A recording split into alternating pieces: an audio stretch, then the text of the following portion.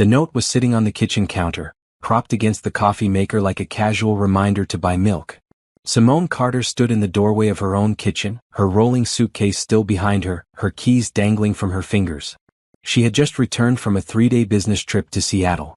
The house was quiet in that heavy way that meant no one else was home. She should have felt relieved after the early morning flight and the traffic from the airport. Instead, her stomach twisted with a feeling she couldn't name. The envelope was cream-colored and expensive. Her name was written across it in Gerald's precise handwriting. Not "my love," or "Simone, my wife," or even just "S," the way he used to write it when they were young and he would leave her little notes in her lunch bag. Just Simone Carter, like she was a business associate or a stranger. She picked it up. Her hands didn't shake. That surprised her. Maybe some part of her had known this was coming. Maybe that was why she hadn't called when her flight was delayed. Maybe that was why she hadn't texted from the airport. Some instinct had told her to stay quiet and come home unannounced. The paper inside was thick and expensive too. Everything Gerald touched had to look expensive these days. She unfolded it and read. "Simone, by the time you read this, you'll understand that our marriage is over. I've tried to make this work for years, but I've finally found real love with Vanessa. She understands me in ways you never could. She supports my dreams and ambitions. She makes me feel alive. I need you to pack your personal belongings and leave before I return home tomorrow evening. Vanessa will be moving in and we're starting our life together. This house, this life, everything we built, it's mine now. You can stay with your sister or find an apartment. I'll have my lawyer send the divorce papers next week. Please make this easy on both of us and be gone before I return. There's nothing left to discuss. Gerald." Simone read it twice. Then a third time. Her chest felt tight but her mind was strangely clear. 12 years of marriage reduced to a single page. 12 years of cooking his favorite meals, managing his life, supporting his career moves, enduring his criticism about her appearance, her hobbies, her little projects as he called her work. 12 years of slowly becoming smaller and quieter while he became louder and more demanding. She walked through the house she had called home. The living room with the cream sofa she had picked out, though Gerald took credit for their tasteful decorating when guests visited. The dining room where she had hosted countless dinners for his colleagues while he barely acknowledged her presence. The bedroom with the king-sized bed where he had become increasingly distant over the past 2 years. 2 years. Had it been going on that long? She opened his closet. Half of it was already empty. He had been planning this, packing slowly so she wouldn't notice. How many times had he told her he was going to the gym or working late while he was actually with Vanessa? How many times had she believed him because she wanted to trust her husband? Simone sat on the edge of the bed and looked at the note again. "This house, this life, everything we built, it's mine now." She almost laughed. Gerald had no idea. He truly had no idea. She pulled out her phone and dialed a number she had saved under plant delivery, in case Gerald ever went through her contacts. It rang twice before a woman's crisp voice answered. "Simone, I've been expecting your call. Patricia, I need you to pull the files. All of them. It's time." "Are you sure?" Simone looked around the bedroom one last time.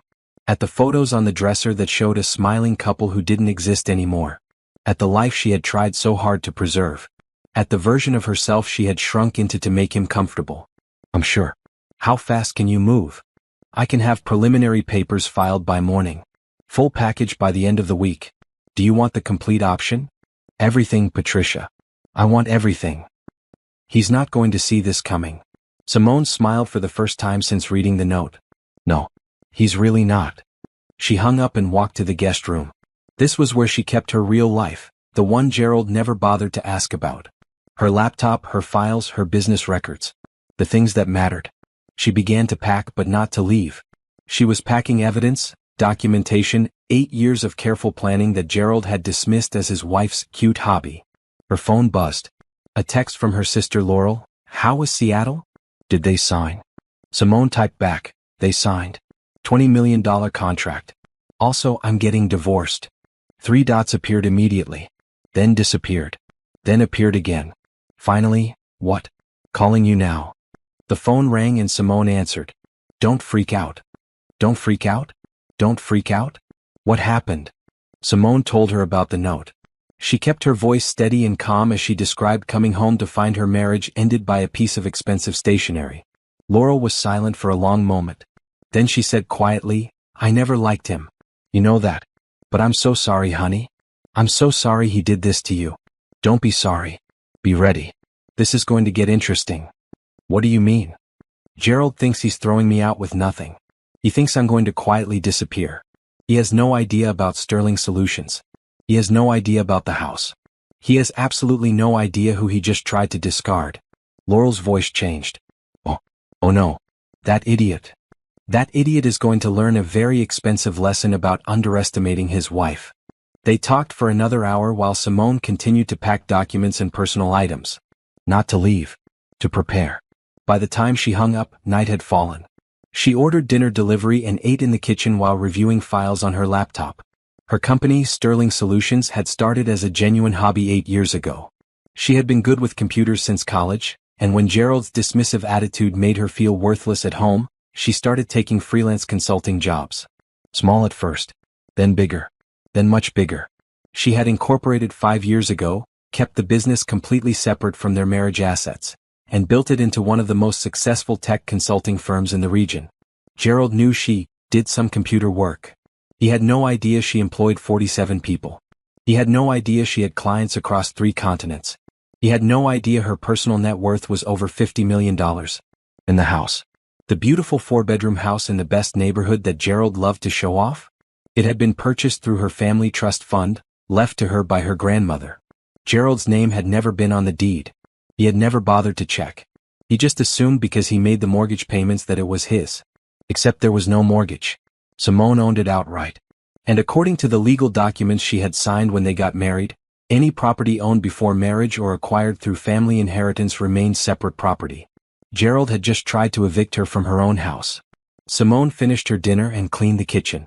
She took a long shower and changed into comfortable clothes. Then she sat at the kitchen table with her laptop and began making lists. Phone calls to make. Documents to gather. Meetings to schedule. At midnight her phone buzzed again. A text from an unknown number. Simone, this is Vanessa. Gerald told me about the divorce. I just want you to know I never meant to hurt you. He said you two were already over emotionally. I hope we can be mature about this situation. Simone stared at the text for a long moment. Then she blocked the number without responding. She had no interest in anything Vanessa had to say. This woman had willingly participated in destroying her marriage. Maturity didn't require Simone to pretend that was acceptable. She went to bed in the guest room. Sleep came surprisingly easily. Maybe because for the first time in years she wasn't lying next to someone who had stopped loving her. Maybe because she knew what was coming. Maybe because that note, as cruel as it was, had finally given her permission to stop trying to save something that had been dead for a long time. Tomorrow, Gerald would expect to find an empty house and a quiet, obedient wife who had simply disappeared from his life. Instead, he was going to get the shock of his life. Simone smiled in the darkness and closed her eyes. The real story was just beginning. Simone woke at 6 as usual, the soft light filtering through the guest room curtains. For a moment she forgot. Then she remembered the note and felt a strange sense of freedom wash over her. No more pretending. No more shrinking herself. No more wondering if she could save a marriage that had been one-sided for years. She made coffee and opened her laptop at the kitchen table. Her calendar was packed. Conference call with the Tokyo office at 7. Review session with her development team at 9. Lunch meeting with a potential investor at noon. Her life had been full and purposeful for years. Gerald had just never bothered to notice. At 7 sharp, she connected to the video call. Her team in Tokyo greeted her with their usual efficiency. They discussed the new security protocols for a banking client, reviewed timeline adjustments, and approved budget increases. Simone signed off feeling energized. This was real. This was hers. This was what she had built while Gerald complained she didn't pay enough attention to his needs. At 8, Patricia Bennett called. Patricia was the best divorce attorney in the state, and Simone had quietly retained her 6 months ago when Gerald's distance became too obvious to ignore. She had hoped she wouldn't need Patricia's services. That hope died yesterday on the kitchen counter.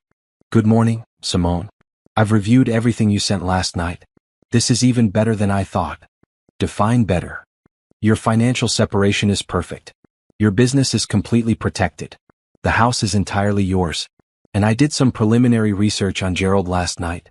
The man is drowning in debt. Simone sat up straighter. What? Credit cards maxed out. Personal loan from a questionable lender. His salary barely covers the payments. I'm guessing he's been living beyond his means trying to impress someone. Vanessa. Probably. There's more. I have a friend who's a private investigator. She owes me a favor. Would you like her to take a look at Gerald's activities? Yes. There's also the matter of his instruction for you to leave the house. We can use that. It shows abandonment intent. Cruel treatment. Combined with adultery, you have grounds for a fault-based divorce in this state. He gets nothing. Simone thought about 12 years of marriage. Of trying so hard to be enough. Of believing his criticism was meant to help her improve. Of losing herself bit by bit. I want the full package, Patricia. Divorce, asset protection, everything. And I want to know exactly who my husband has been while I was busy building a life. Consider it done. I'll have papers filed today. Service will happen this week. Are you safe in the house? I'm not leaving. Good. It's yours. He has no legal right to tell you to leave. In fact, as the property owner, you could legally evict him. That thought settled into Simone's mind like a puzzle piece clicking into place. File the eviction papers too. Music to my ears. I'll call you this afternoon with updates. Simone spent the next hour reviewing her business financials. Sterling Solutions had 3 major contracts in progress and 2 more in negotiation. Her team was brilliant. Her clients were happy. Her revenue projections for the year were exceeding expectations. She had built something remarkable. At 9, her development team joined the video call. There was Priya, her lead developer. James, who handled client relations. Nicole, her operations manager. Trevor, the cybersecurity specialist. They had no idea their boss was going through a divorce. They just knew her as the sharp, focused CEO who had recruited each of them personally and paid them well above market rates. They discussed the new project timeline, reviewed code deployments, and celebrated James closing another major client. When the meeting ended, Nicole stayed on the line. Boss, you okay? You seem different today. Simone considered lying. Then decided against it. I'm getting divorced. Found out yesterday. Nicole's face transformed from concern to fury. That man never deserved you. I met him once at the company dinner, remember? He introduced himself as your husband and then spent 20 minutes talking about his job without asking what any of us did. That sounds like Gerald. You're going to be fine, Simone. Better than fine. You're going to thrive. You already are thriving. He's just been too stupid to notice. After Nicole logged off, Simone sat with those words. She was thriving. She had been thriving for years. Gerald's note hadn't destroyed her. It had just revealed what was already true. She had outgrown him long ago. Her phone rang. Unknown number. She answered cautiously. Mrs. Carter? This is Detective Reese Holloway. I'm a private investigator working with Patricia Bennett. She asked me to look into your husband's recent activities. Do you have time to talk? I do. I'll keep this brief for now. Full report coming later. But I wanted you to know what I found in the first 4 hours. Your husband Gerald Carter has been in a relationship with Vanessa Wright for approximately 18 months. They've taken 3 trips together, all charged to credit cards in his name. The spending is significant. Hotels, restaurants, gifts. He's deep in debt financing this relationship. Anything else? Vanessa Wright is married. Her husband is Thomas Wright, an attorney. He travels frequently for work, which is likely how she's maintained the affair. There's more, but I need another day or 2 to confirm before I share it. What kind of more? Reese paused. The financial kind. Let me verify the details first. I'll have a complete file for you by Friday. After the call ended, Simone sat very still. Gerald was having an affair with a married woman. Gerald was in massive debt. Gerald had written her a note telling her to leave her own house so he could move his mistress in. The absurdity of it almost made her laugh. Her lunch meeting was with Daniel Chin, a venture capitalist interested in investing in Sterling Solutions expansion. She met him at an upscale restaurant downtown. He was early, already seated and reviewing something on his tablet. Simone. Good to see you. They shook hands and settled into discussing business. Daniel wanted to invest $15 million in exchange for a 15% stake in the company. Simone countered with $10 million for 10%. They negotiated over salmon and asparagus, 2 professionals who respected each other's position. By the time dessert arrived, they had a deal. Your company is impressive, Daniel said. Your growth trajectory is rare. Most consultancies plateau. You keep expanding. I hire the best people and I listen to them. And I never stop learning. Your husband must be proud. Simone set down her fork carefully. My husband is divorcing me. I found out yesterday. Daniel's eyebrows rose. I'm sorry. That must be difficult. It's clarifying actually. Turns out I've been succeeding in spite of my marriage, not because of it. Then he's an idiot. And his loss is your gain. You're about to be free to focus entirely on your empire. Empire. Simone liked that word. That afternoon, Patricia called with updates. Divorce papers are filed. We're having him served tomorrow at his workplace. Eviction notice will be served simultaneously at the house. I've also filed for a restraining order requiring him to stay away from you and the property until the divorce is finalized. His workplace. Maximum impact. He works at Davidson Financial, correct? Large open office floor. He'll be served in front of his colleagues. Tends to make people cooperative very quickly. That seems harsh. Simone, he told you to get out of your own house so he could move his mistress in. Harsh is relative. That evening, Simone cooked dinner for herself. A real dinner, not the elaborate meals Gerald expected. Just grilled chicken and vegetables. She ate on the back patio watching the sunset paint the sky in shades of pink and purple. Her phone buzzed. Gerald. She didn't answer. It buzzed again. Then again. Then a text. Simone, we need to talk. Call me. She deleted it without responding. Another text. I know you're upset, but this is childish. We need to discuss the logistics of you moving out. She blocked his number. Within minutes, a different number called. She answered. Simone, it's me. Why did you block me? Gerald, we have nothing to discuss. You'll be hearing from my attorney. Your attorney? What attorney? Simone, be reasonable. We can handle this like adults. Adults don't send notes telling their spouse to vacate their own home. What are you talking about? This is my house too. No, Gerald. It's my house. Only my house. You'll understand soon. Don't contact me again. She hung up and blocked that number too. Sleep came easier that night. Tomorrow Gerald would be served. Tomorrow the pretense would shatter completely. Tomorrow he would begin to understand exactly who he had underestimated. Simone fell asleep smiling. Simone was in a meeting with her development team when her phone vibrated with a text from Patricia. It's done. He's been served. Calling you in 30 minutes. She finished the meeting on autopilot, her mind already shifting to what was happening across town. Gerald worked on the 14th floor of Davidson Financial, a prestigious investment firm where he was a senior analyst. He loved that job. Loved the title. Loved telling people at parties what he did for a living. Loved the status. She wondered what his face looked like when he was handed divorce papers and eviction notices in front of his colleagues. Exactly 30 minutes later, Patricia called. How did it go? Patricia's voice held barely contained satisfaction. According to the process server, Gerald turned an interesting shade of purple. Started yelling that there must be a mistake. His supervisor had to ask him to step into a conference room. The eviction notice really got his attention. Did he say anything about the house? He told the server there was obviously an error because the house was his. The server handed him the property deed with your name on it and your grandmother's trust documentation. I wish I could have seen his face. Simone felt a small surge of vindication. 12 years of being told her contributions didn't matter.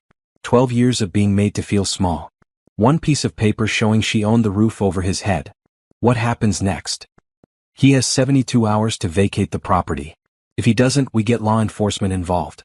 The divorce proceeds separately. I'm filing for a fault-based divorce citing adultery and cruel treatment. In this state, that means he's not entitled to any of your separate property, including your business. He'll get nothing. What about his debt? His debt is his problem. You kept your finances completely separate. He can't touch anything you've built. After the call, Simone tried to focus on work but her mind kept drifting. She wondered if Gerald had called Vanessa. If he was panicking. If he finally understood that his dismissive treatment of his wife had been a catastrophic miscalculation. At 3 o'clock a new number called her. She almost didn't answer but something made her pick up. Simone Carter? A woman's voice, professional and warm. Speaking. This is Reese Holloway again. I have your full report ready. Can you meet me somewhere private? They agreed on a coffee shop near Simone's office. Reese was waiting at a corner table, a slim folder in front of her.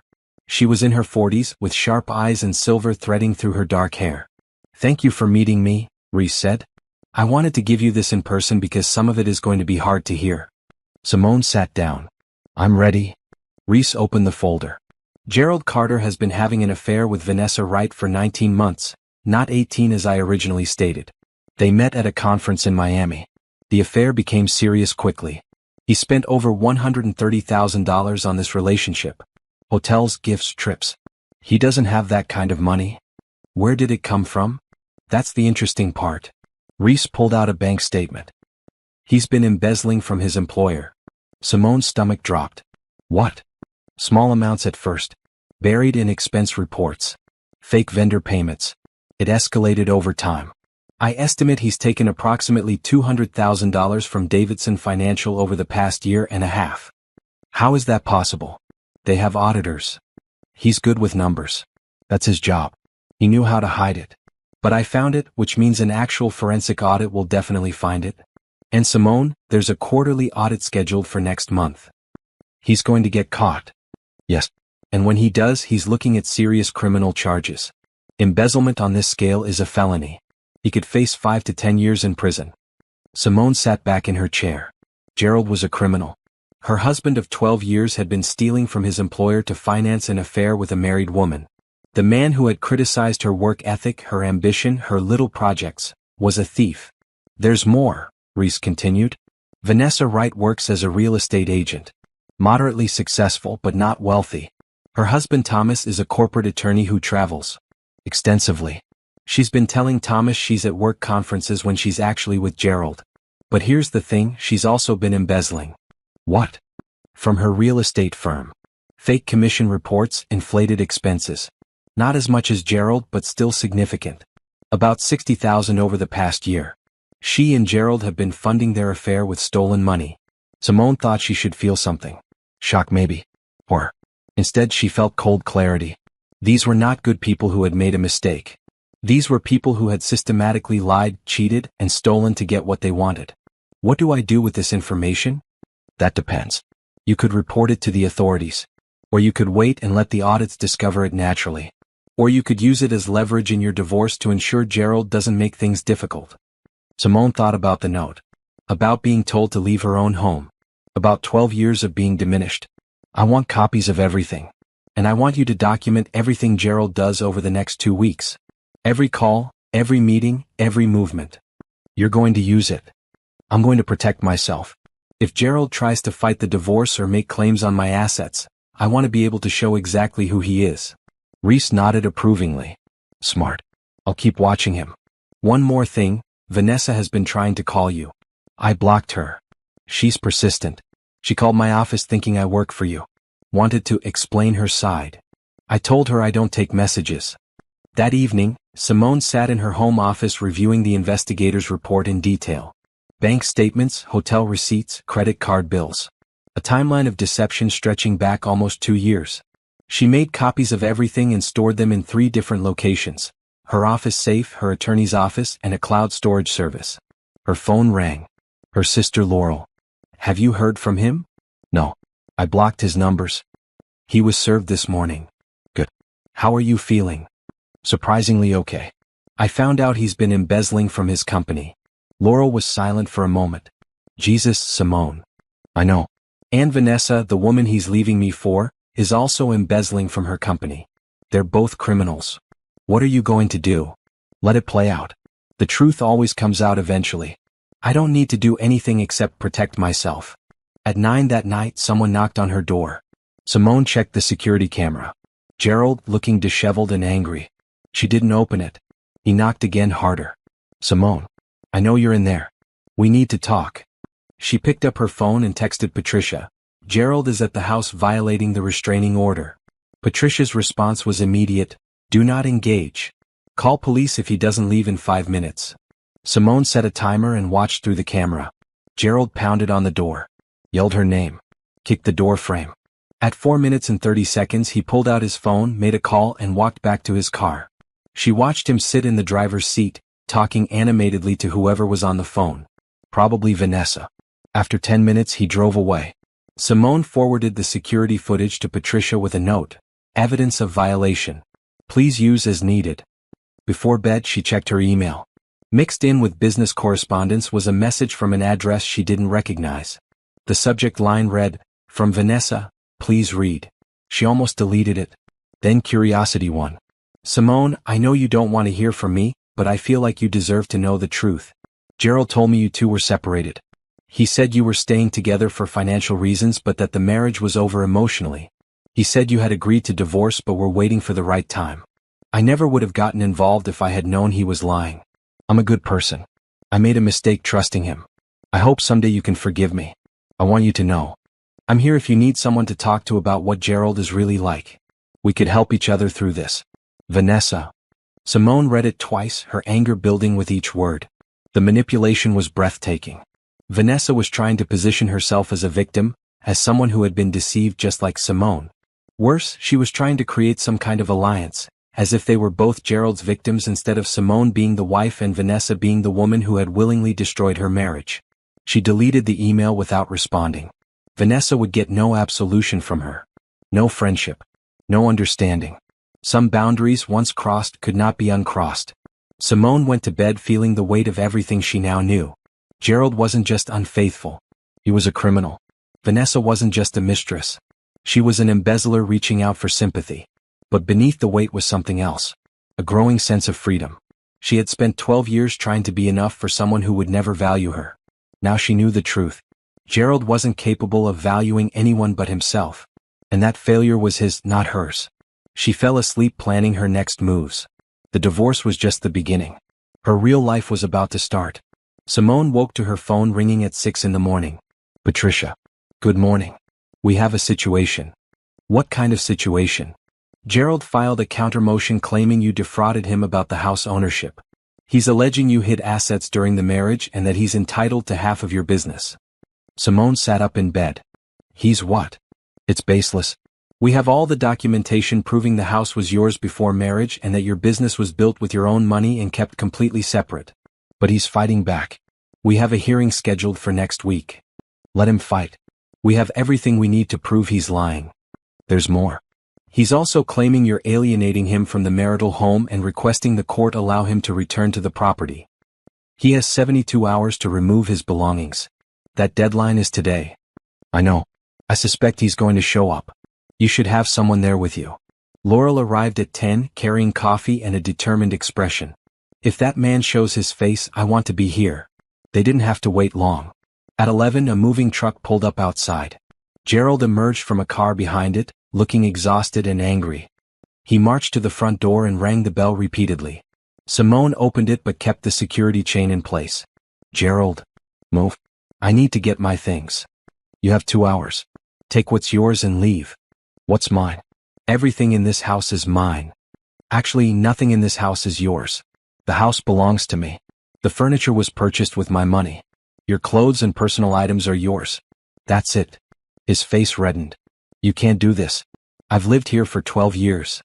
You told me to be gone before you returned. I'm simply returning the favor. A woman appeared behind Gerald. Vanessa. She was tall and polished, her blonde hair perfect even at midday. She looked at Simone with something like curiosity. You must be Simone. I'm Vanessa. I think we should all sit down and talk about this like adults. Simone looked at her directly. I have nothing to say to you. You're not welcome on my property. Our property, Gerald interjected. And Vanessa has every right to be here. Laurel appeared behind Simone. Actually, she doesn't. This is private property. You're already violating a restraining order by being here, Gerald. Take your things and leave before my sister calls the police. Gerald's jaw clenched. Simone, you're being unreasonable. We built this life together. No. I built this life. You lived in it while criticizing everything I did. Now take what's yours and go. She closed the door and watched through the security camera as Gerald and the movers began carrying out his belongings. Clothes, golf clubs, electronics. The items that were clearly his. He tried to take furniture but the movers refused, showing him the inventory list Patricia had prepared that documented every item in the house and its purchase date. After 90 minutes, Vanessa's phone rang. Simone couldn't hear the conversation but she saw Vanessa's face change from composed to shocked. The woman stepped away from Gerald, talking rapidly into her phone. Then she walked to her car and drove away quickly. Gerald watched her leave, confusion on his face. He tried calling her but she didn't answer. He looked at the house one more time, then got in his car and left. The moving truck followed. Simone's phone rang. Reese, did you see a blonde woman leave the house in a hurry? Yes. Vanessa. Her husband just found out about the affair. He's filing for divorce. One of his colleagues saw her with Gerald at a restaurant last week and told him. He hired his own investigator and confirmed everything. He just called her. That's why she left. Yes. And it gets better. Thomas Wright is not a forgiving man. He's also a very connected attorney. He's going to make this divorce expensive and public for Vanessa. She's about to lose everything. After the call, Simone walked through her house. It felt different without Gerald's things. Lighter. More like hers. She had Laurel help her rearrange furniture, claiming the space fully. That evening, she received an email from Davidson Financial's legal department. They had become aware of irregularities in Gerald's accounts and were conducting an immediate audit. He had been placed on administrative leave pending the results. The dominoes were falling. 2 days later, Patricia called with an update. Gerald's attorney withdrew from his case. Why? Gerald can't pay him. He's broke. The credit card debt, the pending embezzlement charges, Vanessa's husband threatening to sue him for alienation of affection. He's drowning. What does this mean for the divorce? It means he can't fight anymore. He'll have to accept our terms. The house is yours, your business is yours, he gets nothing. And Simone, the audit at Davidson Financial found everything. They're pressing charges. Criminal charges. He's looking at arrest within the week. Simone sat with that information. Part of her felt vindicated. Part of her felt sad for the waste of it all. Gerald had thrown away everything. His marriage, his career, his freedom, for an affair with a married woman who was now facing her own reckoning. The next morning, she was working from her home office when the doorbell rang. 2 police officers stood on her porch. Mrs. Carter? We're looking for Gerald Carter. He doesn't live here anymore. We're divorcing. Do you know where we can find him? No. What's this about? We have a warrant for his arrest. Embezzlement charges. She gave them his work address and his known phone number. They thanked her and left. Within an hour, the news broke. Gerald had been arrested at a coffee shop near his apartment.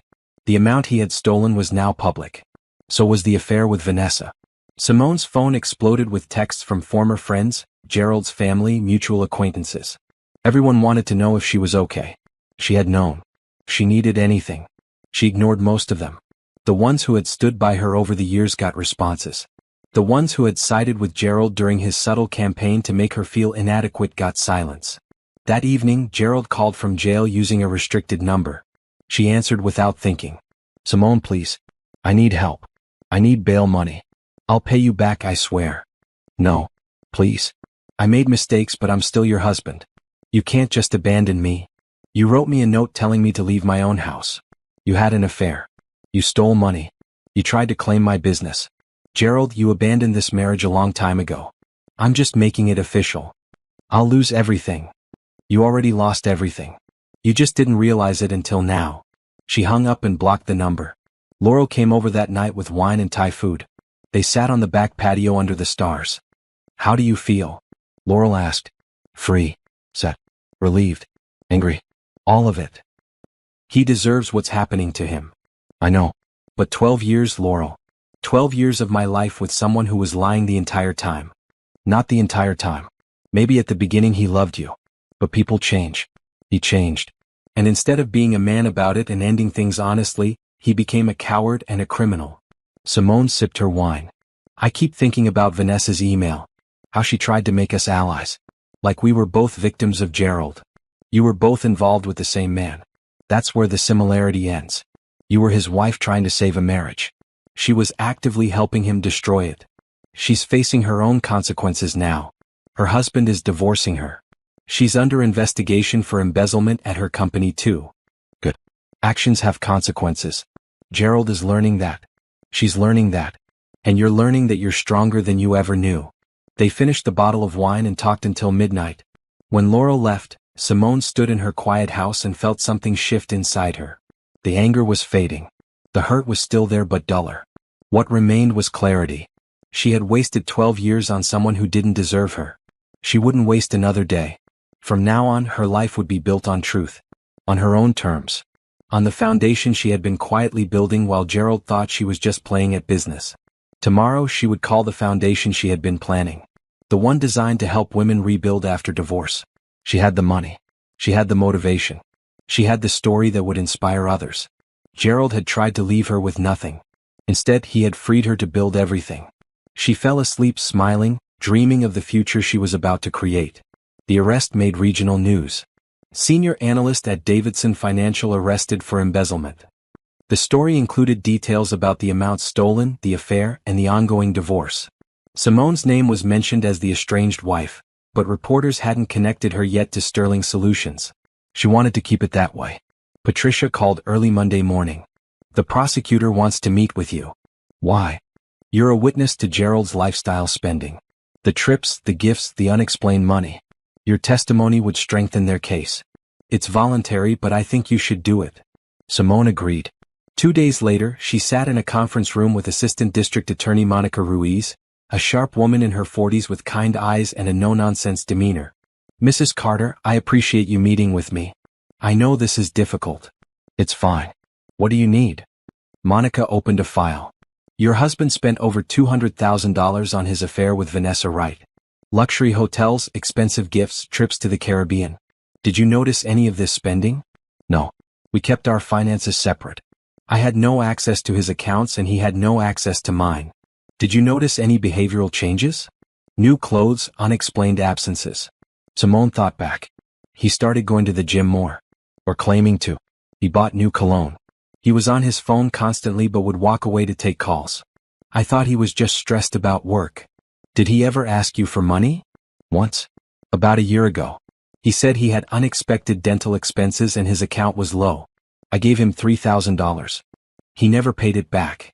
Monica made notes. Did you know about the affair before the note? I suspected something was wrong. The distance, the criticism, the way he stopped seeing me as a person and started seeing me as an inconvenience. But I didn't have proof until the note. The note where he told you to leave the house? Yes. My own house that he didn't know I owned. Monica looked up. I heard about that. That must have been satisfying when you served him with eviction papers. It was clarifying. 12 years I spent trying to be enough for him. And he didn't even know what I owned or what I had built. He saw what he wanted to see, a quiet wife who would do what she was told. They talked for another hour. Simone provided dates, details, observations. Everything that might help the case against Gerald. When she left, Monica walked her to the elevator. For what it's worth, he made a terrible mistake leaving you. And an even worse mistake stealing to finance it. He made a lot of mistakes. I was married to a stranger. At work, Simone threw herself into a new project. A major pharmaceutical company wanted Sterling Solutions to overhaul their cybersecurity infrastructure. It was a 3-year contract worth $40 million. Her team was energized and the work consumed her days. But at night, alone in her house, the reality of everything caught up with her. She started therapy with Dr. Amara Johnson, a psychologist who specialized in divorce recovery. Tell me about the note, Dr. Johnson said in their first session. Simone described coming home from Seattle, finding the cream-colored envelope, reading the cold dismissal of 12 years. How did it make you feel? Angry, relieved, confused. Like I had been living with a stranger who was pretending to be my husband. Do you feel like you failed? Sometimes. I keep thinking if I had been different, prettier, more attentive, maybe he wouldn't have cheated. Simone, look at me. His affair wasn't about you. It was about him. His choices. His character. You could have been perfect and he still would have made the same decisions. Over the following weeks, those sessions became a lifeline. Dr. Johnson helped her process the betrayal, the wasted years, the self-doubt that Gerald had cultivated. She learned that his constant criticism had been projection. He felt inadequate so he made her feel inadequate. He felt out of control so he controlled her. You built a $50 million business while he told you your work didn't matter, Dr. Johnson said. Do you understand how strong that makes you? How focused? Most people would have given up. You persisted. Simone started seeing herself differently. Not as the wife who hadn't been enough. As the woman who had been enough all along. Gerald had just been incapable of seeing it. 6 weeks after Gerald's arrest, Vanessa was arrested too. Her embezzlement from the real estate firm was smaller in scale but still felony level. The news coverage was brutal. 2 lovers, both thieves, both facing prison time. Social media had opinions. Most weren't kind. Simone's phone rang constantly with reporters requesting interviews. She declined them all. This wasn't her story to tell publicly. Not yet. But privately she was building something. She met with architects about a space for her foundation. A place where women going through divorce could get legal help, therapy, job training, and financial literacy education. She wanted to create what she hadn't had, a comprehensive support system. She named it Phoenix House. Because women weren't broken after divorce. They were reborn. The divorce was finalized on a gray Tuesday in October. Patricia called with the news. It's done. The judge signed the decree. You're free. How did Gerald react? He wasn't there. He's still in jail awaiting trial. His public defender tried to ask for spousal support. The judge laughed. Literally laughed. You're divorced, the house is yours, your business is protected, and he gets absolutely nothing. Simone sat with that information. Free. After 12 years of marriage and 6 months of legal proceedings, she was free. No more Gerald. No more pretending. No more shrinking herself. That night, she invited Laurel over. They ordered pizza and sat on the living room floor surrounded by paint samples. What color for the living room? Simone asked. Definitely not the beige Gerald insisted on. What about that deep blue? Ocean. Ocean blue it is. This is my house. My space. My life. They painted until midnight, music playing, wine flowing, laughter echoing through rooms that had been silent for too long. When they finished, Simone stood back and looked at the transformation. The beige walls that Gerald had demanded were now rich blue. Vibrant. Alive. Like her. To new beginnings, Laurel said, raising her wine glass. To new beginnings, Simone echoed. The trial was set for January. Gerald's attorney tried to negotiate a plea deal, but the prosecutor held firm. The amount he had stolen was too large, the betrayal of his employer's trust too complete. He would serve time. Vanessa's trial was separate but parallel. Her attorney was trying to claim she had been manipulated by Gerald, that she didn't understand what she was doing. The prosecutor had evidence showing she had been embezzling before she even met Gerald. That defense wouldn't work. Simone received a letter from Gerald forwarded through Patricia's office. She almost didn't open it. But curiosity won. Simone, I know you hate me. I understand why. I made terrible mistakes and I'm paying for them now. But I want you to know that I did love you once. Maybe I still do in some way. I never meant to hurt you so badly. I got caught up in something that felt exciting and new and I lost sight of what mattered. You deserved better than what I gave you. You always deserved better. I hope someday you can forgive me, not for my sake but for yours. Being angry takes energy and you have better things to do with your energy. I wish you well. Gerald. She read it twice. The letter was manipulative even in its apology. Telling her to forgive him for her sake. Claiming he loved her while admitting he betrayed her. Classic Gerald. Taking no real responsibility while appearing to take responsibility. She burned it in the fireplace and watched the paper curl and blacken. Some people didn't deserve forgiveness. Some actions were too harmful to excuse. And her energy was better spent building her future than processing his guilt. Phoenix House opened in November. The space was beautiful, bright and welcoming with comfortable furniture and private consultation rooms. Simone hired 3 full-time staff, a divorce attorney who did pro bono consultations, a therapist and a career counselor. She funded it entirely herself. The first client was a woman named Tamara, 32, with 2 kids and a husband who had drained their bank accounts before disappearing. Simone sat with her during the intake interview. I don't know what to do, Tamara said, tears streaming down her face. I have nothing. No money, no job, no way to support my children. Simone took her hand. You have more than you know. You have strength. You survived this far. Now we're going to help you thrive. Legal help, therapy, job training, whatever you need. You're not alone anymore. Watching Tamara's face transform from despair to hope, Simone understood why she had survived Gerald's betrayal. It wasn't just to rebuild her own life. It was to help other women rebuild theirs. By December, Phoenix House had helped 23 women. Some needed legal advice. Some needed therapy. Some needed job skills. All of them needed to know they weren't failures because their marriages ended. They were survivors starting new chapters. Simone's business continued to grow. The pharmaceutical contract was proceeding ahead of schedule. 2 more major clients signed on. She promoted Nicole to COO and hired 4 new developers. Sterling Solutions was thriving. One evening in mid-December, she was working late at the Phoenix House office when someone knocked on the door. She looked up to see a man in his late 30s, well-dressed and handsome, holding a coffee cup. We're closed, she said through the glass door. I'm not here for services. I'm here to make a donation. He held up an envelope. She opened the door cautiously. Who are you? Dante Morrison. I'm a venture capitalist. I heard about what you're doing here and I wanted to help. He handed her the envelope. Inside was a check for $50,000. Simone looked up at him in shock. This is incredibly generous. It's incredibly needed. I have sisters. I've seen what divorce can do to women who don't have resources. You're doing important work. Thank you. Really. This will help so many people. Good. That's all I wanted to hear. I'll get out of your hair now. Wait, would you like to see the space? See where your money is going? He smiled. I'd love that. She showed him around Phoenix House, explaining each service, sharing success stories while protecting client privacy. Dante asked thoughtful questions and seemed genuinely interested. When the tour ended, they stood in the lobby. You built this in 6 months? He asked. When you know what it's like to need help and not have it, you work fast. I looked up your business before I came. Sterling Solutions. You're the CEO. I am. Impressive. Building a $50 million company while going through a divorce and starting a nonprofit. Most people couldn't handle one of those things.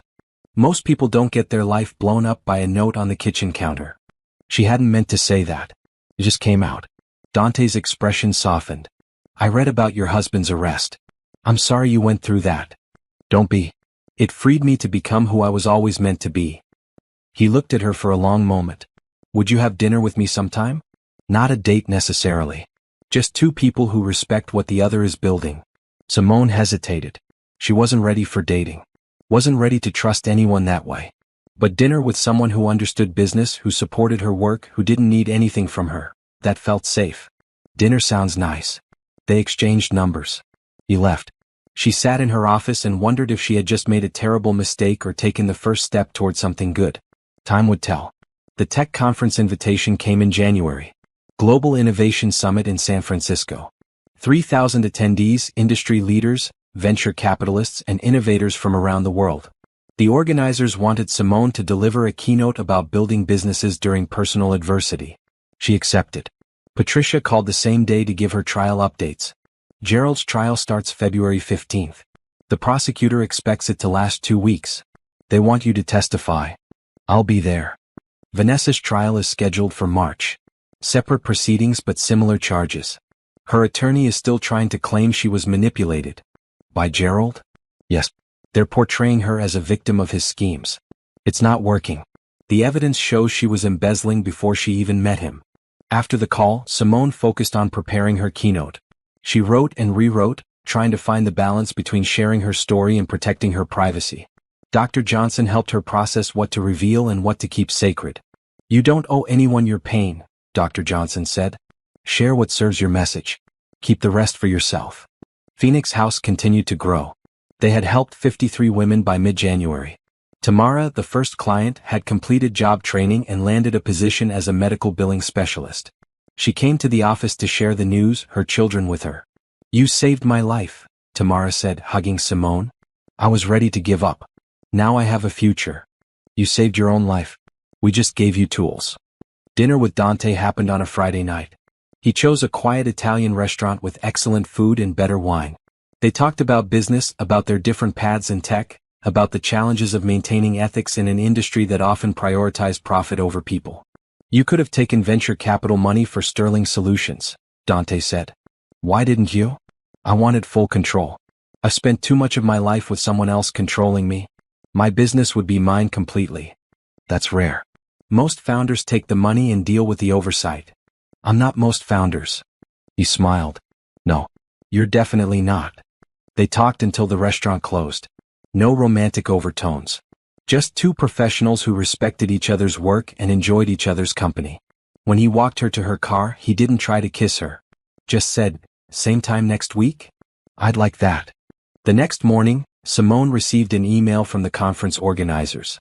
They had reviewed her proposed keynote title, Building Through Betrayal, How Adversity Became My Advantage.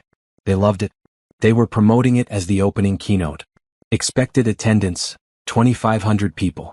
Simone felt anxiety creep in. She called Dr. Johnson. I'm scared. What if I share my story and people judge me? What if they think I'm weak for staying as long as I did? Simone, you stayed because you had hope. Because you believed in commitment. Because you were strong enough to try. The weakness was Gerald's, not yours. And anyone who judges you for trying to save your marriage isn't worth your concern. The weeks before the conference flew by. Sterling Solutions landed another major contract. Phoenix House opened a satellite office across town. Simone promoted 2 more staff members and hired a full-time grant writer to pursue foundation funding. Dante became a regular presence in her life. Not as a boyfriend. As a friend who understood the demands of building something meaningful. They had dinner weekly, compared notes on business challenges, and occasionally collaborated on Phoenix House initiatives. He introduced her to other venture capitalists who might fund the foundation's expansion. One evening over Thai food he asked, "How's your divorce recovery going?" "Better. Therapy helps. Building Phoenix House helps. Knowing Gerald is in jail awaiting trial helps. Does it feel like justice?" "It feels like consequences. He made choices. Now he lives with them. That's not about me getting revenge. That's just reality." "You're remarkably centered about all this." "I wasn't always. The first few weeks I was furious. I wanted him to suffer. But anger is exhausting. And it doesn't build anything. So I channeled it into Phoenix House, into my business, into becoming someone I'm proud of." "Are you proud of yourself?" The question caught her off guard. She thought about it honestly. "Yes, I am. For the first time in years, I'm proud of who I am." The conference arrived in late February. San Francisco was cold and foggy, the Golden Gate Bridge barely visible through the mist. Simone checked into her hotel and reviewed her speech one more time. 25 minutes to tell her story and inspire other people to build through their own adversities. The keynote was scheduled for 9 a.m. The ballroom was packed. Simone stood backstage, heart pounding, hands shaking slightly. The organizer gave her a 5-minute warning. She closed her eyes and thought about that note on the kitchen counter. About reading those cold words. About the moment her life shattered and reformed into something better. She was ready. The introduction finished. She walked onto the stage to applause. The lights were bright. She couldn't see most of the audience, but she could feel their attention. "6 months ago, I came home from a business trip and found a note from my husband. It told me to pack my things and leave before he returned with his mistress. It told me everything we built together was his now. It told me our marriage was over." The room was silent. That note was the worst and best thing that ever happened to me. Worst because it revealed I had spent 12 years married to someone who didn't see me, didn't value me, and didn't hesitate to discard me. Best because it freed me to stop trying to be enough for someone who would never think I was enough. She told her story. The secret business she had built while her husband dismissed her work. The house that had been hers all along. The divorce, the arrest, the beginning of Phoenix House. She didn't mention Gerald or Vanessa by name. She didn't need to. The story was about her transformation, not their failures. "Here's what I learned," she said, nearing the end of her keynote. "Adversity reveals who you are. It strips away the pretense and shows you what you're made of. And I learned I'm made of steel. I learned I'm capable of building empires while my world burns down. I learned I don't need someone else's validation to know my worth." She paused, letting that sink in. So if you're facing adversity right now, in business, in life, in relationships, I want you to know something. You're stronger than you think. You're more capable than anyone told you. And your current struggle is not your final chapter. It's just the difficult middle part of a story that ends with you rising higher than you ever thought possible. The applause started before she finished. It built into a standing ovation that lasted 3 full minutes. She stood on that stage, tears in her eyes, and felt something shift inside her. She wasn't just surviving anymore. She was thriving. After the keynote, people swarmed her. Business cards, questions, requests for interviews. A woman in her 50s grabbed her hand and said, "Thank you. My husband left me last year and I've been paralyzed. You just showed me I can build again." That evening she had dinner with Dante. He had flown up to surprise her and attend the keynote. "You were incredible," he said. The whole room was captivated. "I was terrified. You didn't show it. You looked powerful and certain. I felt like I was going to pass out." That's what courage is. Being terrified and doing it anyway. They talked late into the night. About her vision for Phoenix House's expansion. About Sterling Solutions' growth trajectory. About the speaking requests that were already flooding her inbox. As they left the restaurant, Dante said, "I know we agreed to keep this casual. But I need to tell you something. I'm falling for you. Not because you're successful or strong or inspiring. Because you're real. You're genuine. You've been through hell and came out the other side without becoming bitter or closed off. That's rare." Simone's heart raced. She wasn't ready. Was she? "Dante, I appreciate that. But I'm not ready for a relationship. The divorce is barely final. I'm still processing everything." "I know. I'm not asking for anything now. I just wanted you to know how I feel. So when you're ready, if you're ever ready, you'll know I'm interested." He kissed her forehead and walked her to her hotel. She went to sleep feeling something she hadn't felt in years. Hope. Not just for Phoenix House or Sterling Solutions. Hope for herself. For the possibility that she might be ready to trust someone again. The next morning brought news. Gerald had been convicted on all counts. Sentencing was in 2 weeks, but the prosecutor expected 5 to 7 years in prison. Vanessa's trial was set to begin the following month. Simone felt a weight lift. Justice wasn't revenge. It was accountability. Gerald had stolen, lied, and betrayed. Now he would face consequences. That wasn't about her. That was about the rule of law working as it should. She flew home feeling lighter than she had in months. Her life was expanding. Her foundation was growing. Her business was thriving. And maybe, just maybe, she was ready to start considering what came next. Gerald's sentencing hearing was on a Tuesday morning in March. Simone didn't attend. She didn't need to. Patricia called afterward with the details. 7 years in prison. No early parole eligibility. The judge was harsh. How did he take it? About as well as you'd expect. He tried to give a speech about how he was sorry and had made mistakes. The judge cut him off. Said his actions showed systematic dishonesty and betrayal of trust. 7 years, Simone. He'll be 51 when he gets out. After hanging up, Simone sat in her office at Sterling Solutions and felt nothing. No satisfaction. No anger. Just a quiet acknowledgement that consequences had arrived as they inevitably do. Gerald had chosen his path. Now he would walk it. Phoenix House was expanding faster than anticipated. By April they had helped 112 women. The satellite office was operating at capacity. Simone hired 2 more therapists, another attorney, and a financial advisor who specialized in helping women rebuild credit and create financial stability. The work was rewarding but exhausting. Some days she came home drained from hearing stories of betrayal, abuse, and struggle. Other days she came home energized by witnessing transformations. Women who arrived broken leaving empowered. Women who thought they had nothing discovering they had everything they needed inside themselves. Dante was patient. They continued their weekly dinners. He didn't push for more, didn't pressure her to define what they were. He just showed up. Consistent, kind, and genuinely interested in her life. One evening in late April, they were walking through a park after dinner when he said, "Tell me something you've never told anyone." "That's a big question. I'm genuinely curious. What's something about Simone Carter that nobody knows?" She thought about it. "I wanted to leave Gerald 3 years ago. I had the lawyer's number. I had drafted the divorce papers in my head. But I stayed because I was scared. Not of being alone. Of admitting I had wasted all that time on someone who didn't love me. That's not waste. That's hope. You stay because you believed in commitment. That's honorable, not weak." It felt weak. Hope is never weak. Giving up on yourself would have been weak. You never did that. They sat on a bench overlooking a pond. Ducks glided across the water, oblivious to human complexity. "Can I tell you something I've never told anyone?" Dante asked. "Of course. I was engaged once. 5 years ago. She left me 2 weeks before the wedding.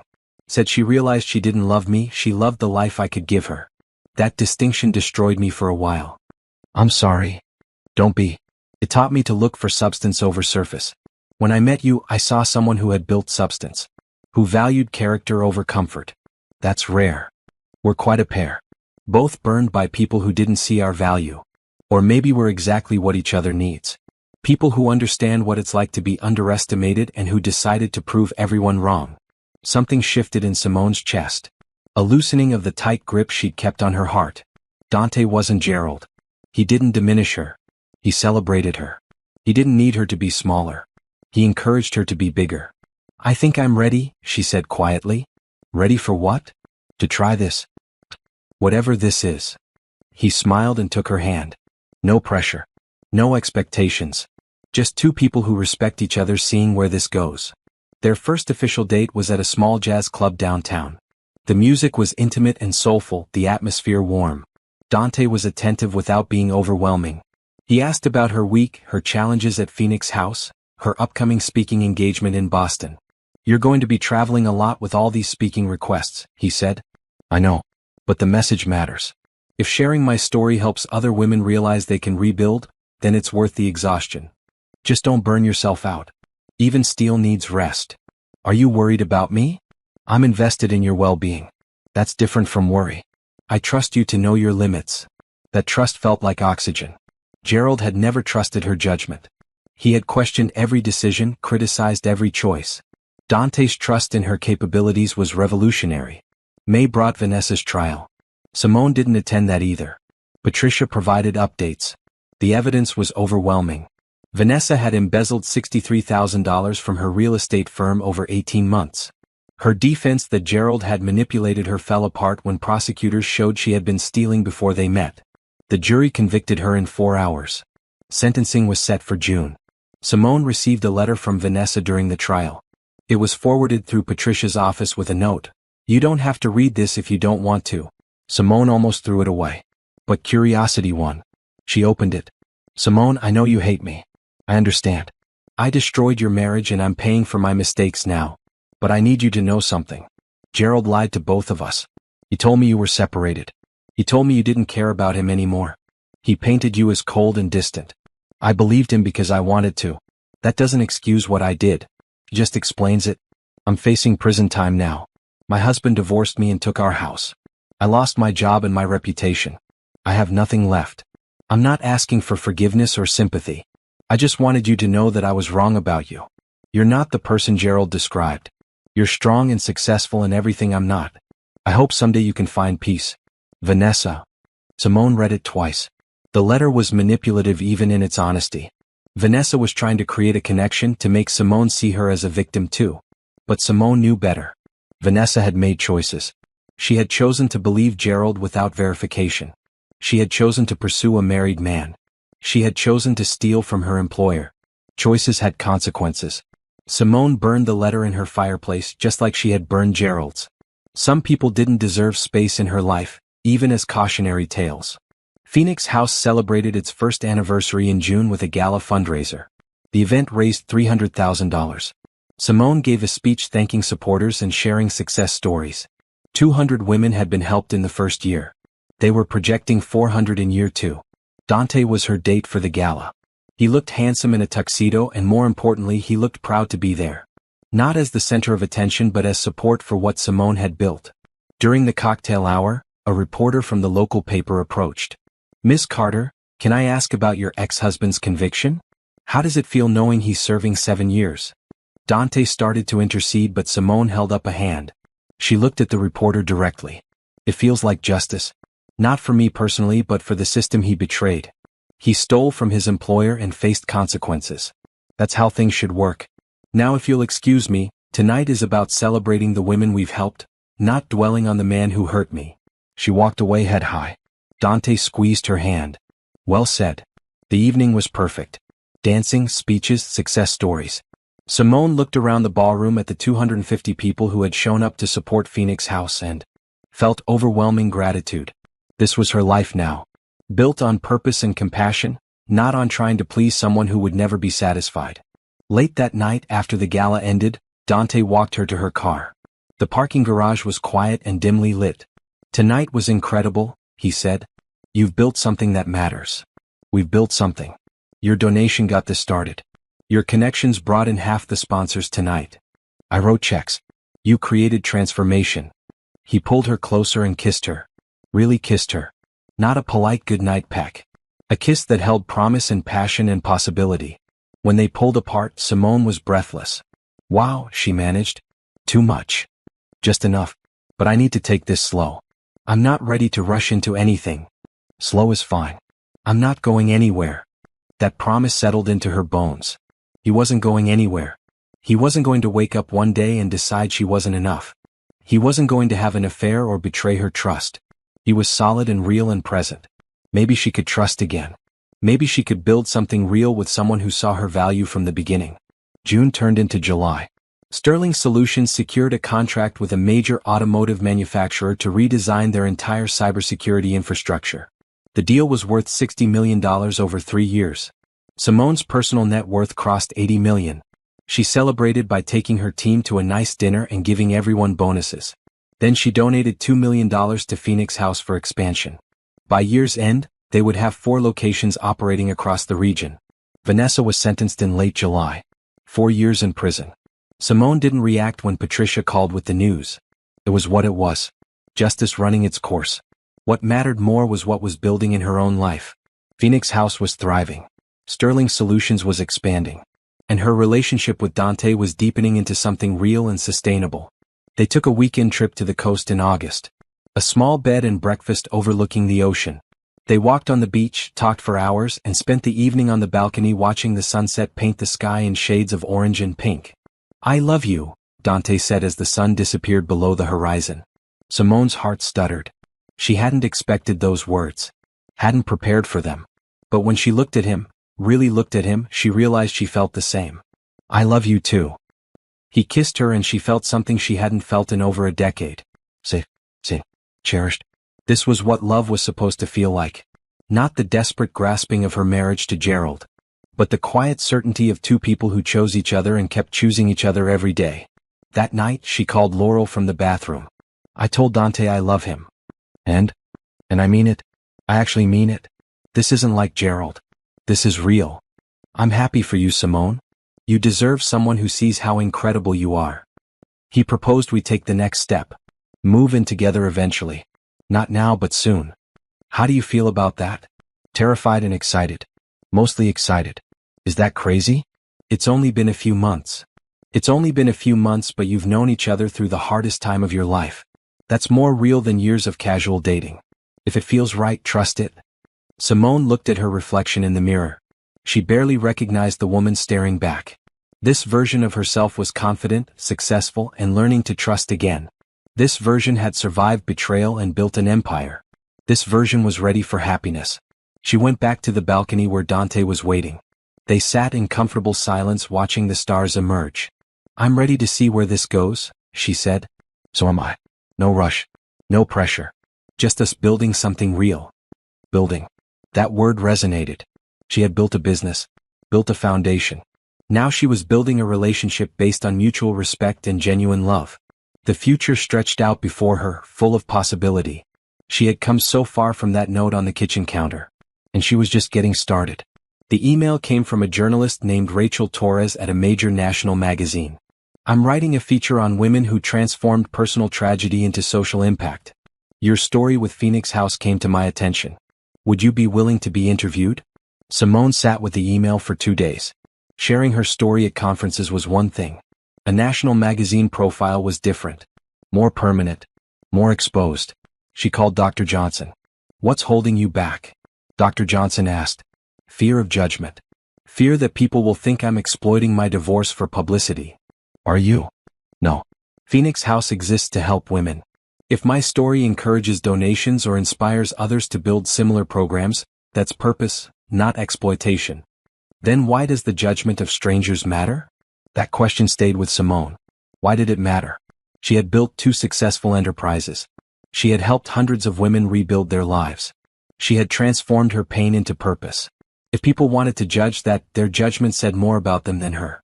She agreed to the interview. Rachel Torres flew in from New York in September. She was in her early 40s, sharp and thorough. They met at Phoenix House where Rachel could see the program in action. "Tell me about the note," Rachel said, recording device between them. Simone told the story again. The business trip. The cream envelope. The cold dismissal.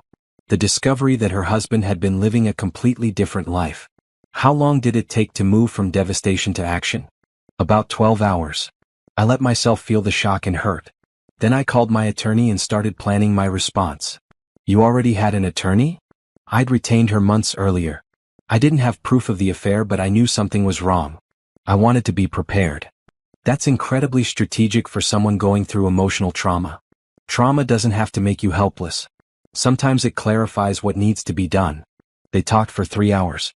Rachel asked about Sterling Solutions, about the decision to keep her business secret from Gerald, about Phoenix House's founding and growth. She asked about the embezzlement, the arrests, the trials. "Your ex-husband is serving 7 years. His mistress is serving 4. How do you feel about that?" "I feel like the justice system worked. They committed crimes.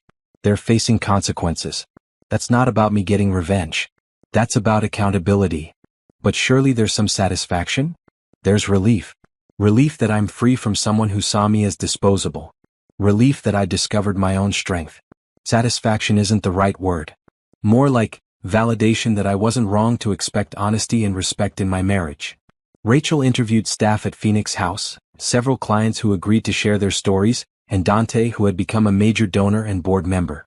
What drew you to support Phoenix House? Rachel asked him. Simone's vision. She didn't just want to help women financially. She wanted to address the whole person. Legal, emotional, professional. That comprehensive approach is rare. And her personal story gives her credibility. She's not some wealthy philanthropist writing checks from a distance. She lived this experience. She knows what these women need because she needed it herself. The article was published in November. The cover showed Simone standing in the main room at Phoenix House, surrounded by the women the program had helped. The headline read, "From Betrayal to Building, How One Woman's Divorce Note Sparked a Movement." The story went viral within hours. Social media exploded. Women shared their own stories of divorce and rebuilding. The Phoenix House website crashed from traffic. Donation requests flooded in. Interview requests from television shows, podcasts, and other publications. Simone's phone didn't stop ringing for 3 days.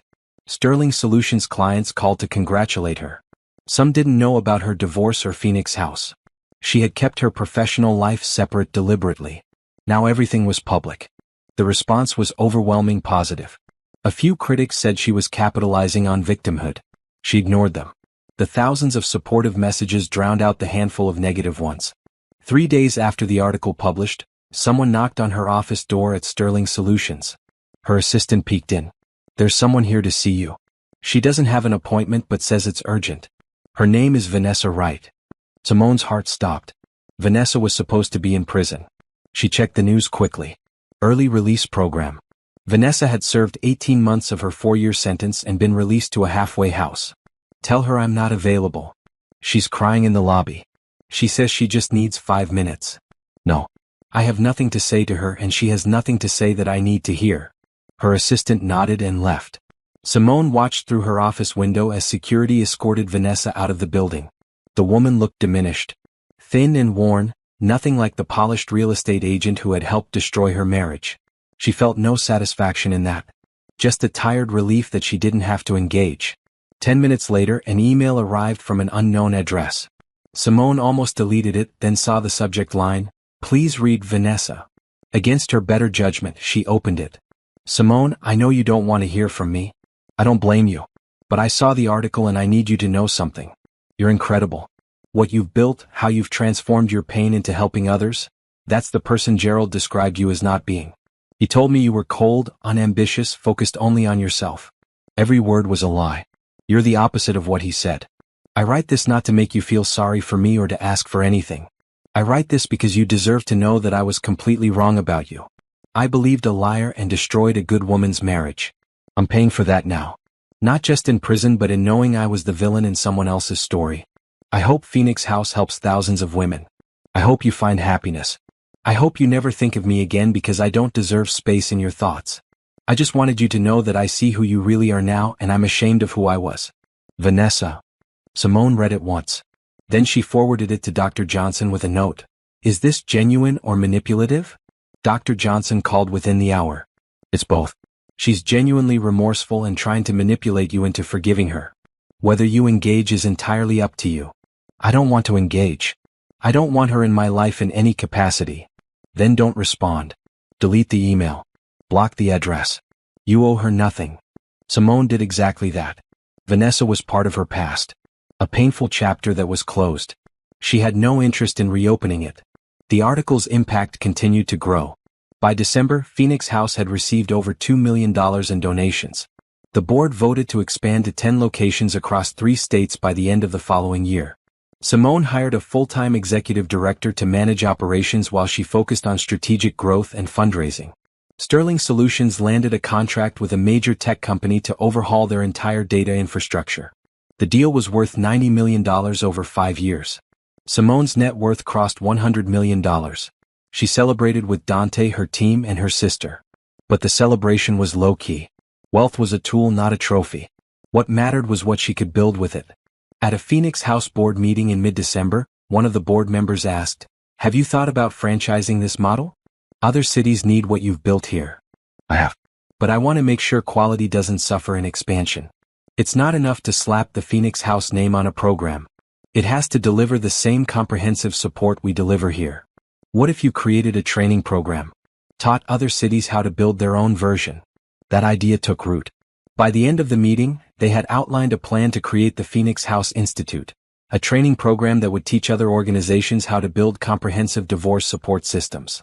Launch date, 6 months. Simone left that meeting energized. This was scaling impact. Not just helping hundreds of women but thousands across the country. That evening, she had dinner with Dante at their favorite Italian restaurant. Over wine and pasta, he said, "Move in with me." "What?"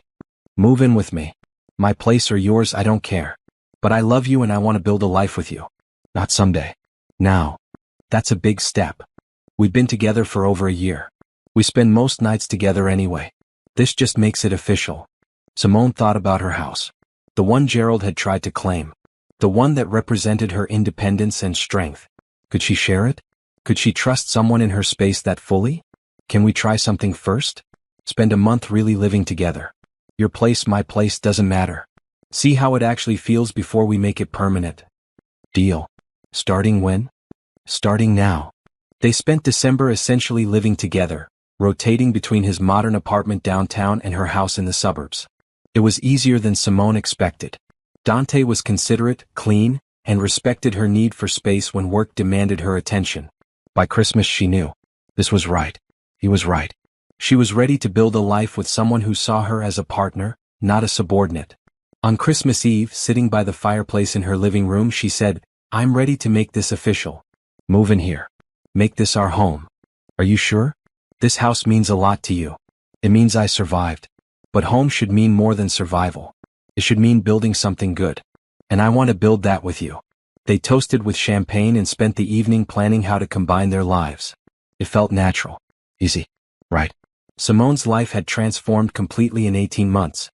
From a woman reading a cold dismissal on her kitchen counter to a CEO, philanthropist, and someone learning to trust love again. The exposure from the article hadn't damaged her. It had amplified her impact. And the future stretched ahead full of possibility. She was just getting started. The new year brought new challenges and new victories. Phoenix House opened its 5th location in January. The Training Institute launched with 30 organizations enrolled from 15 different states. Sterling Solutions promoted 3 team members to vice president positions and hired 20 new developers. Simone was everywhere at once, speaking at conferences, managing her business, overseeing Phoenix House expansion, and building a life with Dante. One February morning, Patricia called with unexpected news. Gerald's parole hearing is next month. Simone felt her stomach clench. Already? He's only served 2 years. He's not getting out. Don't worry. But the state requires a hearing. His attorney will make an appeal. It'll be denied.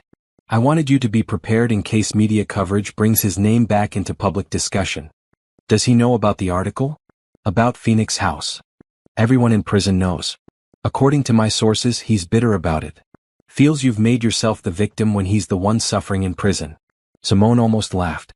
Gerald had stolen $200,000, destroyed 2 marriages, and faced the consequences of his actions.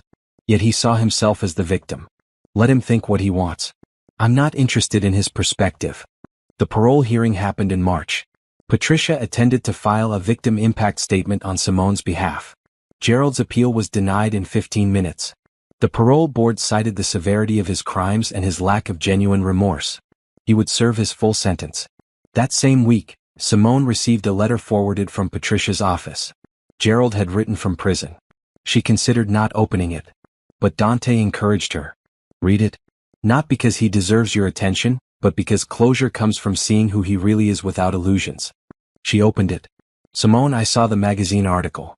You've done well for yourself. Built an empire while I'm rotting in here. I'm sure that makes you happy. You always were vindictive. But I want you to remember something. I made you. Before we got married, you were nobody. You had no direction, no ambition. I pushed you to be better. Everything you have now, you built because I taught you how to succeed. So while you're accepting awards and doing interviews, remember who shaped you into the woman you are today. You're welcome. Also, I need money for my commissary account. Vanessa can't help. Her husband cleaned her out. You have millions. $500 would help. Transfer it to my prison account. I know you still care about me despite everything. Gerald. Simone read it 3 times, each reading revealing new layers of delusion. Gerald believed he had created her success. Believed she owed him gratitude. Believed she would send him money. She showed the letter to Dante. His jaw clenched as he read. This man is delusional. Completely. He genuinely thinks he shaped me into who I am. He has no idea that you succeeded in spite of him, not because of him. Simone wrote a response. She didn't send it. Just writing it felt cathartic. Gerald, thank you for reminding me why I'm grateful our marriage ended. You didn't make me. You almost destroyed me. Every day of our marriage you told me I wasn't enough. That my work didn't matter. That my dreams were silly. I built Sterling Solutions in secret because you would have sabotaged it if you'd known. I built it with talent and determination you never recognized because you were too busy embezzling and having an affair. You taught me nothing except what kind of man to avoid. As for money, you're in prison for stealing. I don't reward thieves. Find someone else to manipulate. I'm done. Simone. She burned both letters in the fireplace, watching them curl and blacken into ash. That chapter was completely closed. Spring brought more growth. Phoenix House helped its 500th woman in April. The success stories were remarkable. Women who had arrived broken now owned businesses, held professional positions, pursued degrees. The transformation was real and measurable. Sterling Solutions won a National Innovation Award for their cybersecurity protocols. The ceremony was in Washington, D.C., a black tie gala with industry leaders from around the world. Simone gave an acceptance speech about building companies that prioritized both profit and purpose. Afterward, a woman approached her. I went through a terrible divorce 5 years ago. I saw your magazine article. It inspired me to start my own business. I just wanted to say thank you for being honest about how hard it was and how possible rebuilding is. These moments made everything worthwhile. Not the awards or the wealth. The knowledge that her story helped others find their own strength. May brought an unexpected encounter. Simone was getting coffee at a shop near her office when she saw Gerald. He was thinner, older-looking, wearing a cheap suit that didn't fit properly. He had been released early on good behavior, serving 5 years instead of 7. Their eyes met. He looked shocked, then angry, then something that might have been shame. He approached her before she could leave. Simone. Gerald. You look good. Success suits you. Thank you. If you'll excuse me, I have a meeting. Wait. Can we talk? Just for a minute? Every instinct told her to walk away. But curiosity won. You have 60 seconds. I made mistakes. Terrible mistakes. I know I hurt you. I know I destroyed what we had. I just want you to know I'm sorry. Okay. That's it? Just okay? What do you want me to say, Gerald? That I forgive you? That I understand? I don't forgive you and I don't understand how you could do what you did. But I also don't hate you. I'm indifferent to you. You're part of my past. A painful chapter that taught me important lessons. Now if you'll excuse me. Simone, wait. I saw what you built. Phoenix House. Sterling Solutions. You're worth over $100 million. I just need a little help getting back on my feet. Alone. 20,000 to start over. She looked at him carefully. He was still the same. Still thinking she owed him something. Still believing he could manipulate her. No. No? Just like that? After 12 years of marriage? Gerald, you tried to throw me out of my own house to move your mistress in. You stole money. You lied. You destroyed our marriage for a woman who's now also broke and alone. You made your choices. Now live with the consequences. I owe you nothing. She walked away without looking back. Her hands shook slightly but her voice had been steady. She had faced him and felt nothing but pity for the small, bitter man he had become. That evening, she told Dante about the encounter over dinner. How do you feel? He asked. Free. Completely free. He has no power over me anymore. Not emotional power, not financial power, nothing. He's just a man who made terrible choices and has to live with them. You're remarkable, you know that? I'm just someone who refused to let betrayal define me. June brought the most important development yet. Dante took Simone to dinner at an exclusive restaurant overlooking the city. They had champagne and talked about Phoenix House's expansion plans. After dessert, he took her hand. Simone Carter, you are the strongest, most incredible person I've ever met. You took the worst experience of your life and turned it into purpose. You built empires. You helped thousands of women rebuild their lives. And you let me love you even though trusting again was terrifying. I want to spend the rest of my life building things with you. Will you marry me? He pulled out a ring. Simple, elegant, perfect. Not showy or ostentatious. Just beautiful.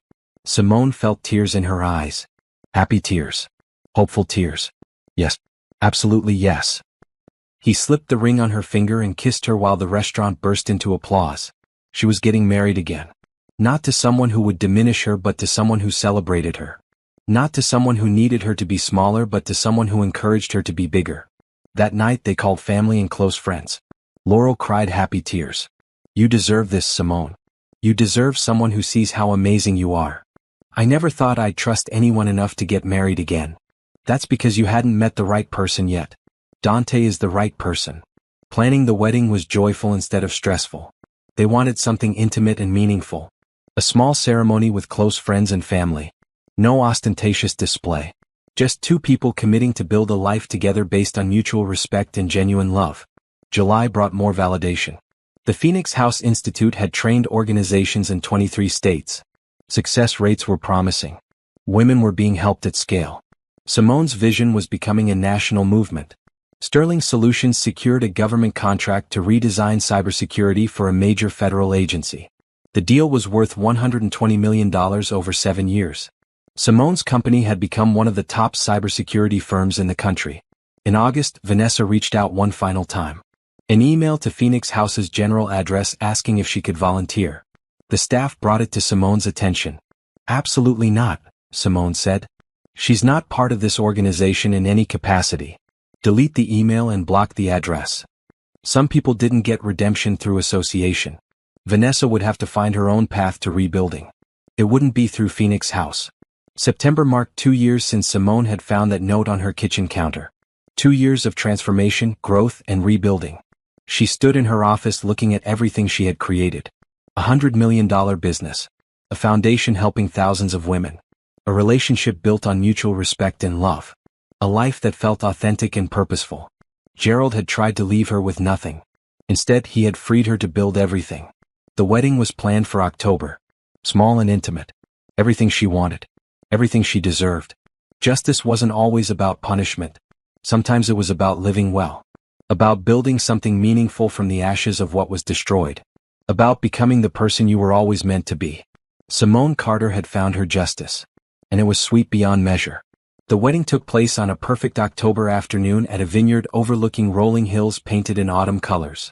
50 guests, close friends, family, Phoenix House staff, key Sterling Solutions team members, and a few venture capitalists who had become genuine friends.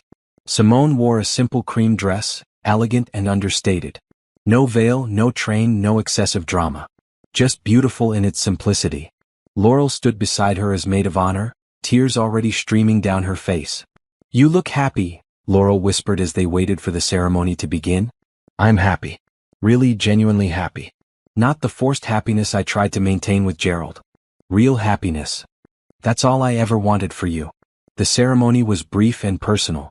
No traditional vows read from a card. Instead, Simone and Dante spoke from their hearts.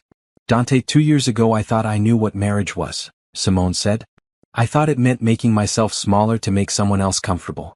Accepting criticism as care. Believing I wasn't enough. You showed me what partnership really looks like. You celebrate my success instead of resenting it. You encourage my growth instead of limiting it. You see me? Completely in love what you see. I promise to give you the same respect, support and love you've given me. To build a life together where we both thrive. To never make you question your worth the way I question mine. I choose you today and I'll choose you every day after. Dante's voice was thick with emotion as he responded. Simone, you are the bravest person I know. You took pain that would have destroyed most people and turned it into purpose. You built businesses and foundations while healing from betrayal. You trusted me even when trust felt impossible. I promise to never take that trust for granted. To always see you as the remarkable woman you are. To support your dreams, celebrate your victories and stand beside you through challenges. I choose you today and every day after. They exchanged rings. Simple platinum bands engraved with the date and a quote they both loved. She needed a hero, so she became one. The reception was joyful. Good food, better wine, and authentic celebration. No forced traditions. No awkward speeches from people who didn't really know them. Just people who genuinely cared about the couple sharing in their happiness. During dinner, Simone's phone buzzed. A text from an unknown number. Congratulations on your wedding. I saw the announcement in the paper. I'm happy you found someone who deserves you. Maybe one day we can talk again. Maybe one day you can forgive me. Gee. She showed it to Dante. He read it and shook his head. He still doesn't get it. No, he doesn't. And that's not my problem anymore. She blocked the number and returned her attention to the celebration. Gerald didn't get to intrude on this day. This was hers and Dante's, built on truth and mutual respect. After dinner, Simone gave a brief speech thanking everyone for coming. Then she said something unexpected. 2 years ago, I came home from a business trip and found a note from my husband telling me to be gone before he returned with his mistress. That note broke my heart. It also freed me to become the person I was always meant to be. So in a strange way, I'm grateful for it. Grateful for the clarity it brought. Grateful for the strength I discovered. Grateful for every difficult moment that led me here, to this beautiful day with this remarkable man and all of you. If you're going through something difficult right now, please know, it's not your ending. It's just the painful middle of a story that can end with you thriving. Thank you for being part of my story. The applause was thunderous. Several women were crying. One of the Phoenix House clients approached Simone later. Thank you for sharing your story so openly. It gave me hope when I had none. I'm 6 months divorced now and I just started my own business. You showed me it's possible. These moments made everything worthwhile. The pain, the struggle, the rebuilding. If her story helped even one person find strength, then it all mattered. The honeymoon was 2 weeks in New Zealand. Far from work, from responsibility, from everything except each other. They hiked, explored, talked for hours, and simply enjoyed being together without the demands of their busy lives. On a quiet beach one evening, Dante asked, "What are you thinking about?" How different this is from my first marriage. With Gerald, even happy moments had tension underneath. I was always performing, trying to be what he wanted. With you I'm just me. And that's enough. You're more than enough. You're everything. They returned from the honeymoon to exciting news. Phoenix House had been selected for a major foundation grant, $5 million to expand to 15 new cities over the next 3 years. The Phoenix House Institute had requests from organizations in 40 states wanting training. Sterling Solutions had been approached by an international tech conglomerate interested in acquisition. The offer was staggering, $300 million for the company. Simone sat with that decision for weeks. $300 million would set her up for life. She could focus entirely on Phoenix House. But Sterling Solutions was her baby. The thing she had built when Gerald told her work didn't matter. In the end, she declined the acquisition but accepted a partnership deal. The conglomerate would invest $75 million for a 30% stake, allowing Sterling Solutions to expand internationally while Simone maintained control. Best of both worlds. December brought the annual Phoenix House Gala. Now in its third year, the event raised $6 million. Over 2,000 women had been helped since the organization's founding. The success stories were remarkable and ongoing. During the gala, Simone was approached by a woman she didn't recognize. Mid-30s, professional-looking, carrying herself with quiet confidence. "Miss Carter? I'm Tamara Jefferson. I was your first client at Phoenix House." It took Simone a moment to recognize her. Tamara had been broken when she arrived. Devastated, scared, with 2 young children and no resources. Now she stood poised and successful. "Tamara, look at you. How are you?" "I'm incredible. I wanted to tell you, I'm the new regional manager for a major healthcare company. 6-figure salary, benefits, everything. My kids are thriving. I bought a house last month. None of this would have been possible without Phoenix House. Without you showing me that rebuilding was possible." Simone hugged her tightly. "You did this. Phoenix House gave you tools. You did the work. You showed me it was possible to be more than what my ex-husband told me I was. That's everything." Walking home that night, Simone reflected on how far she had come. From a woman reading a dismissal note to a CEO, philanthropist, wife, and role model for thousands of women. The journey had been painful. But it had been worth it. January brought an unexpected encounter. Simone was having lunch with a potential investor when she saw Gerald across the restaurant. He was with a woman younger and unpolished. His clothes were cheap. His posture defeated. He looked up and their eyes met. He didn't approach. Just gave a small nod of acknowledgement. She nodded back. No anger. No satisfaction. Just recognition that they had once known each other and now they didn't. The investor noticed. "Someone you know?" "Someone I used to know. A long time ago." After lunch, she walked through the city thinking about Gerald. He had tried to destroy her and had destroyed himself instead. She had rebuilt stronger than ever. That wasn't revenge. That was reality. Actions had consequences. Choices created outcomes. She felt grateful for the note that had seemed so cruel. It had freed her from a marriage that was slowly killing who she was. It had pushed her into the life she was meant to live. That evening she sat with Dante in their home office. She was reviewing Phoenix House expansion plans. He was analyzing Sterling Solutions' international growth strategy. They worked in comfortable silence, occasionally sharing thoughts or asking opinions. "I'm happy," Simone said suddenly. Dante looked up. "I'm glad." "No, I mean really happy. Not the fake happiness I performed with Gerald. Real, deep, authentic happiness. I love my work. I love our life. I love who I've become." "You're remarkable, Simone Carter Morrison." She smiled at the hyphenated name she had chosen. Not abandoning her identity for his. Joining their names the way they had joined their lives. Equal partners building something meaningful together. February marked 3 years since the note. 3 years of transformation, growth, and building. Simone sat down and wrote a letter. Not to send to anyone. Just to document the journey. "Dear woman who read that note 3 years ago, I know you're devastated. I know you feel like your world ended. I know you're questioning everything about yourself. But I need you to know something. You're going to be okay. More than okay. You're going to thrive in ways you can't imagine right now." That note wasn't the end. It was the beginning. The beginning of you discovering who you really are. The beginning of you building businesses and foundations that help thousands of people. The beginning of you learning what real love looks like. Gerald was wrong about you. Wrong about your worth, your potential, your strength. And his wrongness freed you to prove just how wrong he was. 3 years from now, you'll be married to someone who celebrates your success. You'll run a $100 million company. You'll have helped thousands of women rebuild their lives. You'll be genuinely happy. So cry today. Feel the pain. Process the betrayal. Then get up tomorrow and start building the life you deserve. Because you deserve everything. And you're going to create it. With love and hope, your future self. She sealed the letter in an envelope and put it in her desk drawer. Maybe someday she'd share it with women at Phoenix House who were just beginning their journey from devastation to empowerment. Spring brought more milestones. Phoenix House opened its 20th location. Sterling Solutions exceeded 500 employees. Simone was featured on the cover of Forbes magazine. The CEO who turned betrayal into billions, how Simone Carter Morrison built an empire while rebuilding her life. The article was comprehensive. Her story, her businesses, her foundation, her philosophy on turning pain into purpose. She was now worth over $200 million personally. But more importantly, she had created systems that were helping thousands of people. On the anniversary of her wedding to Dante, they took a weekend trip to the coast. The same bed and breakfast where they had first said, "I love you." They walked on the beach talking about the year ahead. "What's next for you?" Dante asked. "You've built everything you set out to build. What's the next challenge?" "Sustainability.